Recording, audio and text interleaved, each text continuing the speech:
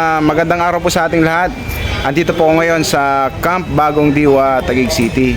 So nakita ko ulit si Kuya Rolly na habang nagtatay siya ng sapatos ng ating tropa. So Kuya Rolly, anong masasabi mo?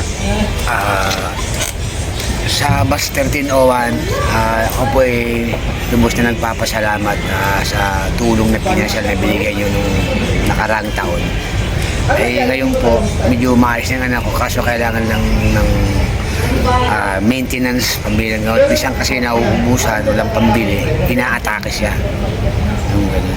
So hindi na siya kuya, hindi na kailangan dalhin sa ospital. Hindi na. Sabi ng doktor, maintenance na lang gayon. Kailangan niya lang mag-take ng maintenance araw-araw. Oo, araw-araw. Para hindi umatake yung kanyang sisi. Ayun, So, anong masasabi mo ngayon sa mga ibang batch, sa mga kakilala mong pulis? Yung mga simula nung nag-ano ko sa kampo, mga kakilala kong pulis dyan, simula nung 2005, nandito pa rin ako sa kampo. Kung pwede sana, may ako ng konting tulong sa inyo, makabili ng gamot. Para sa maintenance? Para sa maintenance ng anak ko. So, Salamat po. Mga sir, sa mga tropa po ni Kuya Rolly, humingi po siya ng konting tulong pinansyal para lang po sa pang-maintenance ng kanyang anak na may sakit. So, ipopost ko na lang po yung kanyang number.